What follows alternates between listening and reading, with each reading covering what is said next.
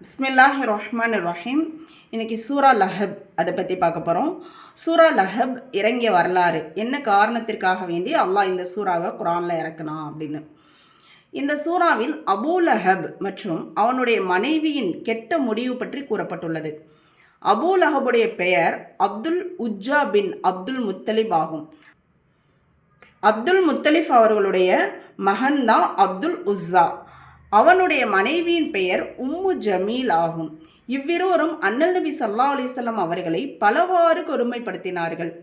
மேலும் இஸ்லாம் மற்றும் முஸ்லிம்களின் பெயர்கள் கூட இவ்வுலகில் இருக்கக்கூடாது என்ற விஷயத்தில் சதாவும் அதே சிந்தனையிலும் முயற்சியிலும் இருந்து வந்தனர்.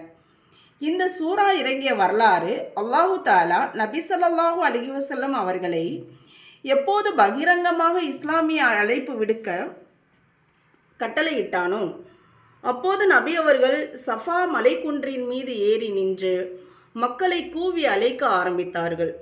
இதை செவியுற்ற குறைசிகள் அங்கே ஒன்று கூடிவிட்டனர். பிறகு நபி அவர்கள் அம்மக்களிடம், நான் உங்களிடம் இந்த மலைக்கு பின்னாலிருந்து ஒரு படை உங்களை தாக்க வருகின்றது என்று கூறினால் அதை நீங்கள் நம்புவீர்களா என கேட்டார்கள். அதற்கு அம்மக்கள், ஆம், நாங்கள் நிச்சயமாக அதை நம்புவோம் என கூறியதோடு, நாங்கள் எப்போதும் உங்களிடமிருந்து உண்மையை தவிர வேறெதையும் செவியுற்றதே இல்லை என்றனர். அந்த அளவுக்கு இஸ்லாம் வருவதற்கு முன்னாடியிலிருந்தே நபி ஸல்லல்லாஹு அலைஹி வஸல்லம் அவர்களுடைய குணங்கள் மிக அழகானதாகவும் நம்பிக்கைக்குரியதாகவும் இருந்தது. பிறகு நபி அவர்கள், நான் மறுமையின் மிக கடுமையான வேதனையை உங்களுக்கு எச்சரிக்கை செய்வதற்காக வந்துள்ளேன் என்று கூறினார்கள். இதை கேட்ட அபூ லஹப், உனக்கு நாசம் உண்டாகட்டும், நவுதுபில்லா, இதை சொல்லத்தானா எங்களை நீ ஒன்று கூட்டினாய் என்று கூறியவனாக நபி அவர்களை அடிப்பதற்கு கற்களை கையில் எடுத்தான். அப்போதுதான் இந்த சூறா இறக்கப்பட்டது.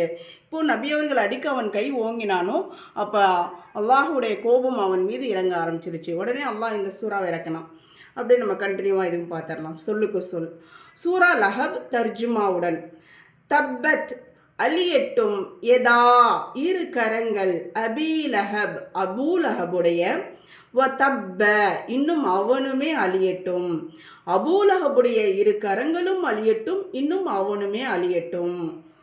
மா அகுனா பயனளிக்கவில்லை, அன்ஹு அவனுக்கு, மாலுஹு அவனது செல்வம், வமா கசப மேலும் அவன் சம்பாதித்தவை, அவனுடைய பொருளும் அவன் சேகரித்த வைத்தவையும் அவனுக்கு பயனளிக்கவில்லை.